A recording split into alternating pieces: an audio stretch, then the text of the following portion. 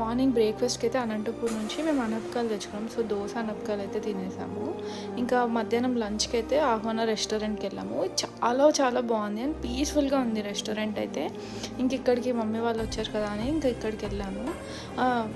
మేమైతే థాలీ తిన్నాము. ఇంకా veg starters, non veg starters. వాళ్ళు స్టార్టింగ్ వచ్చినప్పుడు అయితే పానకం ఇచ్చారు, అది కూడా చాలా బాగుంది. అండ్ ఫుడ్ వైజ్ అయితే చాలా చాలా బాగుంది. నాన్ వెజ్ కూడా బాగుంది. వెజ్ థాలీ అయితే చాలా చాలా నచ్చింది మాకైతే. ఇంకా షణ్ముఖ్ వెజ్ కాబట్టి వెజ్ థాలీ తిన్నాడు. ఇంకా నేను, డాడీ, మమ్మీ, ఇంకా చెల్లి మేమందరం అయితే నాన్ వెజ్ తిన్నాము. అన్ని ఐటమ్స్ చాలా బాగున్నాయి. ఇంకా లాస్ట్లో అయితే డెజర్ట్ ఆప్రికాట్ అయితే తినేసాము. ఇంకా తినేసి ఇంటికైతే వెళ్ళిపోయాము. ఇంటికి వెళ్ళాక కొంచెం సర్దడం ఫుల్, అంటే మొత్తం చాలా దుమ్ము ఉంది, ప్లస్ మొత్తం అంతా గజిబిజి ఉంటే మొత్తం అంతా సర్దేసుకున్నాము.